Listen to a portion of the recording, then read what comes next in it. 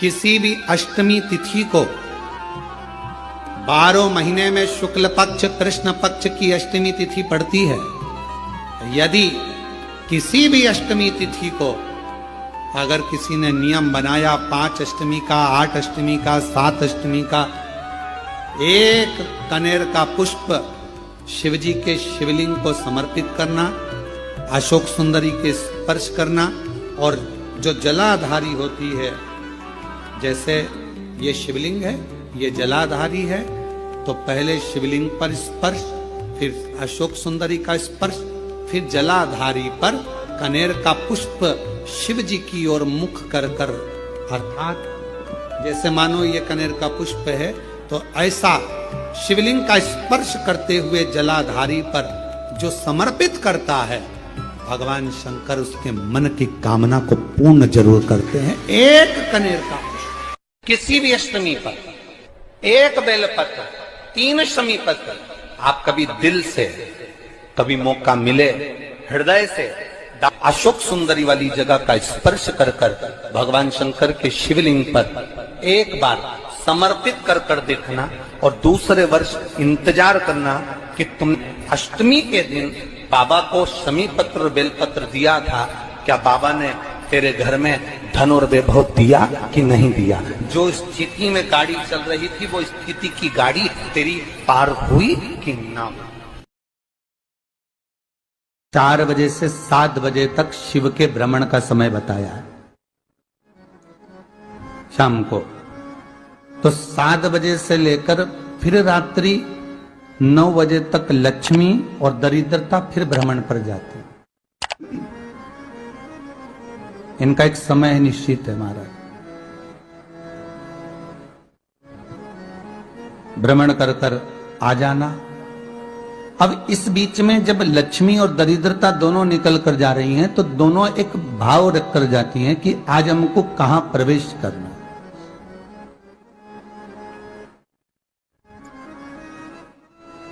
आज हमें किस जगह पर प्रवेश करना है, आज हमें कहां पहुंचना है, आज हमें किस जगह जाना है। और जिस नगर में जिस मार्ग से लक्ष्मी और दरिद्रता निकल कर जाती है, ये दोनों का जब निकलना होता है, इनको स्थान दिया गया जहां पर स्वच्छता हो, घर के दरवाजे पर रंगोली डली हुई हो, द्वार पर जल छीटा गया हो। महाराज, उस द्वार पर लक्ष्मी प्रवेश करती है तो दरिद्रता भी जाने लगती है अंदर। जब दरिद्रता अंदर जाने लगती है तो लक्ष्मी उसको रोक देती है, पहले मैं देखकर आती हूं कि तेरे लिए स्थान है कि नहीं, तू यहां रुक।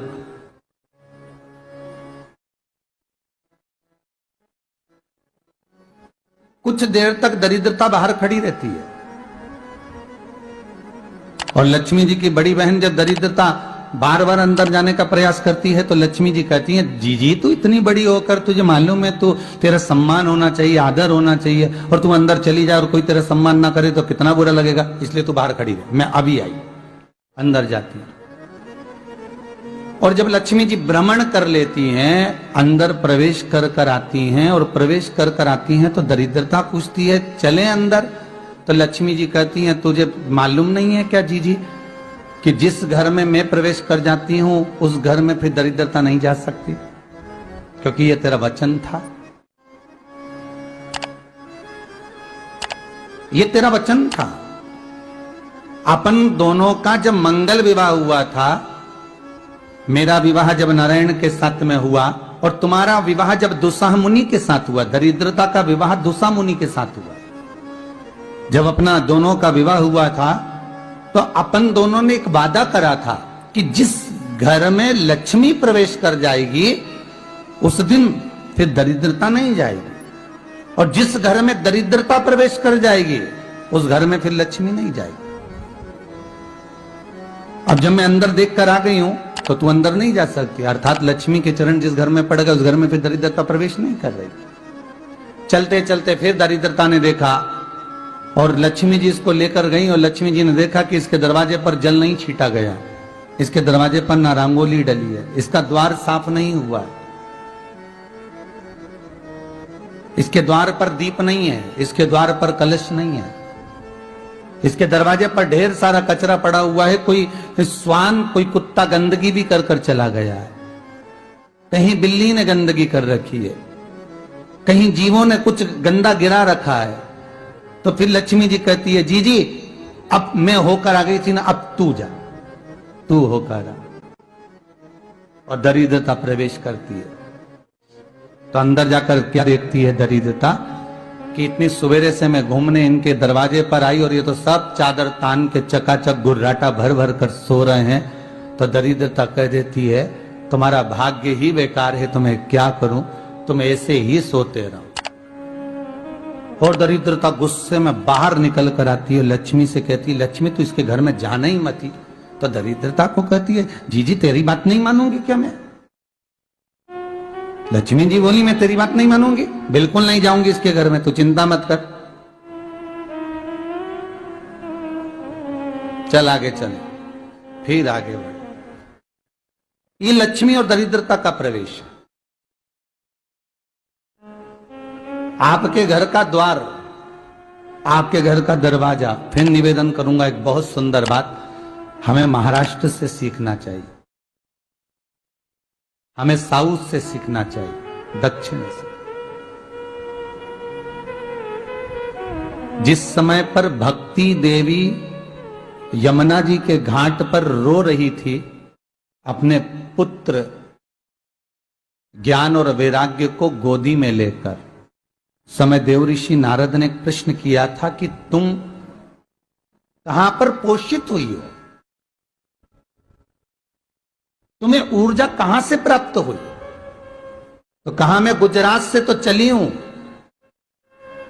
और वहां से चलती चलती भक्ति देवी कहती है, मैं बहुत दुखी होकर, बूढ़ी होकर, द्रवित होकर, बड़ी दुख में वहां से चलते चलते जब मैं महाराष्ट्र में पहुंची तो मैंने वहां जाकर देखा कि वहां पर लोग हर पल हर घड़ी ब्रह्म मुहूर्त में उठकर स्मरण करते हैं, नाम जाप करते हैं और दरवाजे पर जल छीट कर रंगोली डालते हैं। तो कह रही है कि वहां पर मैं थोड़ी अवस्थावान होने लगी, वहां मुझे अच्छा लगने लगा। फिर जब मैं और आगे पढ़ी, दक्षिण में जब पहुंची, वहां पर जाकर मैंने देखा कि सुबह से उठकर मंगलाचरण, मंगला स्तोत्र और वेदों की ध्वनि होने लगी। वहां पर मैं और आनंदित हो गई।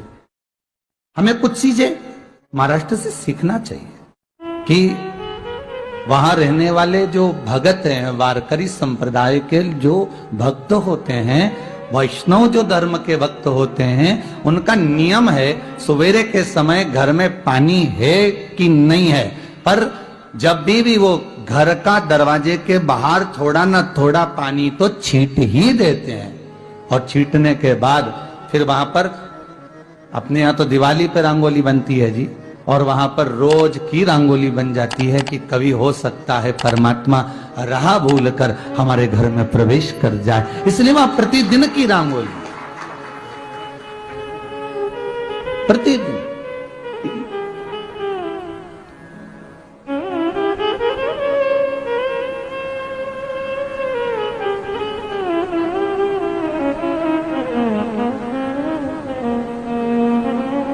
हमें सीखना चाहिए थोड़ा सा।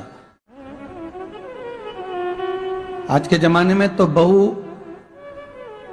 अपने कमरे की झाड़ू लगा ले, वो ही बहुत बड़ी बात है। हो खड़ी खड़ी बहू ये देखती रहेगी कि नौकरानी सही से झाड़ू लगा रही, वहां से लगा के लाओ, इधर से हेड के ले जाओ, वहां से कचरा सोरो, वहां से पोछा लगाओ। खड़ी रहेगी, उंगली से बताती रहेगी, पर इतना नहीं बनेगा कि सेविका से, नौकरानी से, दासी से कह दे कि तू मम्मी पापा के कमरे की लगा ले, मैं मेरे कमरे की लगा लूंगी, तू जा उधर। थोड़ा दया का भाव अगर होता तो उसके मन में भी आता कि मेरी बड़ी सेठानी तो अपनी जगह पर है, पर छोटी तो सेठानी की भी बड़ी सेठानी है जो मुझ पर करुणा करती रहती है। पर बड़ी तो कहे कि बेटा रहने दे, तू उधर ले जा, जब भाभी के कमरे में देख ले जा, उसके बच्चों का बड़ा फैलारा रहता ना, तो उधर देख ले जा, तो जरा उधर, माँ उधर भेज रही है,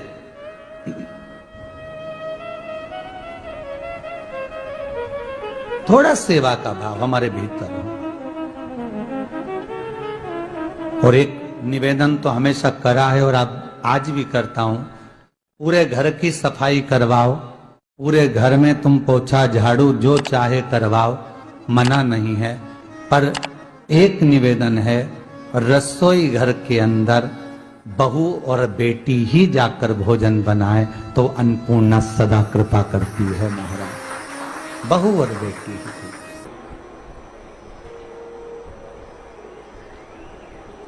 फिर एक कहीं ऐसी जगह मिल जाती है जहां ठोका और वो खींच चले, कपड़े टांग। बार बार प्रयास करा, हिम्मत नहीं आ रही। आपने कहा कि कपड़े तो टांगना है, कील तो ठोकना पड़े। जैसे कील को बार बार ठोका गया, कपड़ा टांगने के लिए एक जगह नहीं लगी, दूसरी जगह नहीं लगी, तीसरी जगह नहीं लगी, चौथी जगह पर प्रयास करते रहे। उसी तरह भगवान शंकर की, लोग कहते हैं कथा एक बार सुन ली, 2 बार सुन ली, 3 बार सुन ली, हम कहते हैं बार बार इस मन रूपी कील को परमात्मा के चरणों में ले जाकर ठोकते रहो। इस मन को भगवान के चरणों में ले जाकर छोड़ते रहो। कथा में इस मन को बार बार ले जाकर ठोकते रहो, एक ना एक दिन ये परमात्मा तक पहुंच ही जाएगी, ये निश्चित। थोड़ा प्रयास आपको करना पड़ेगा, थोड़ी मेहनत आपको करना पड़ेगी। प्रेशर बढ़ाओ, थोड़ा मेहनत, थोड़ा प्रयास आपको करना। और मैंने तेरे ही भरोसे बाबा, तेरे ही भरोसे हवा बिच उड़ती जावांगी, बाबा डोर हक तो छड़ीला में कटी जावांगी, भोले मैं तेरी पत्नी। अब मन को लगाते रहो, शिव महापुराण की कथा में चित्त लगाते रहो। टीवी खोलो तो शंकर की कथा ढूंढो, टीवी खोलो तो ये देखो कि आस्था चैनल पर कहां कुबेरेश्वर महादेव आ रहा है, कहां कुबेर भंडारी आ रहा है।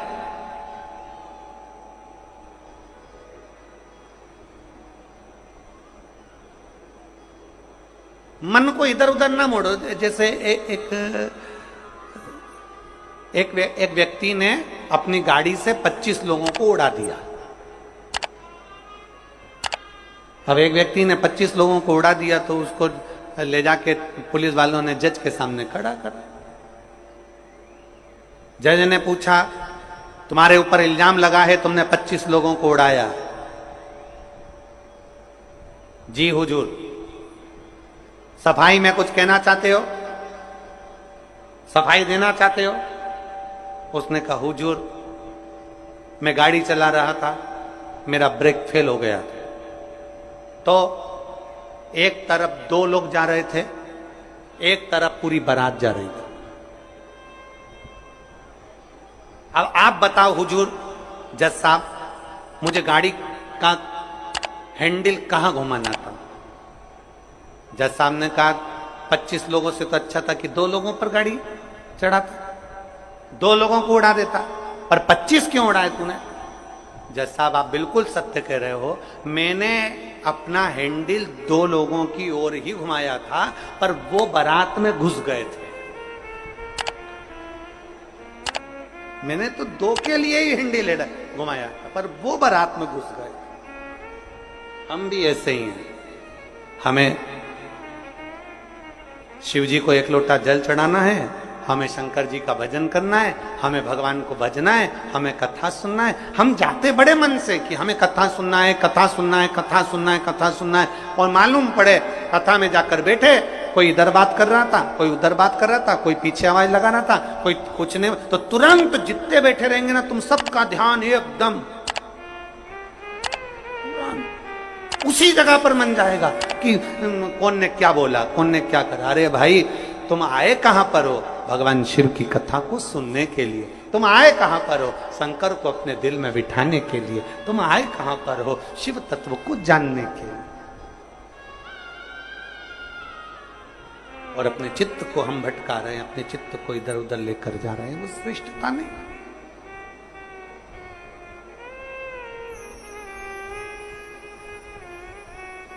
जिस समय पर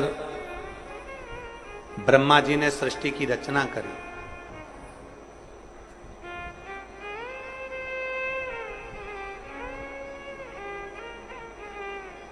सर्वप्रथम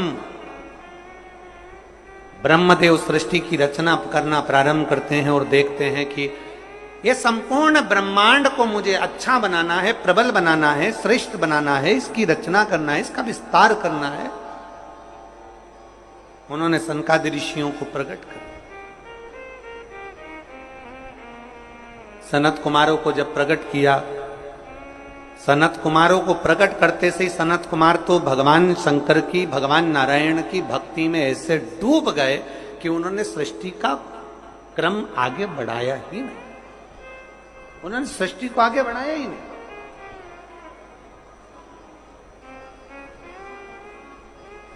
अब ब्रह्मा जी के मन में बड़ा दुख हुआ, ब्रह्मदेव के हृदय में बड़ा बड़ा दुख हुआ ब्रह्मा जी को। ब्रह्मा जी भगवान नारायण के पास में गए और नारायण के पास में जाकर उन्होंने हाथ जोड़कर निवेदन करा। ब्रह्मा जी बोले हैं, नारायण, मैंने सृष्टि का खंड आगे बढ़ाने के लिए सनकादि ऋषियों को प्रकट किया, मैंने सृष्टि को आगे बढ़ाने के लिए सनकादि ऋषियों को मार्गदर्शन किया, पर ये सनकादि ऋषि तो भगवान की भक्ति में डूब गए, आपके भजन में डूब गए, ये तो कोई सृष्टि को आगे बढ़ाते नहीं है। करूं तो करूं क्या, सृष्टि कैसे बढ़ाई जाए। अब ये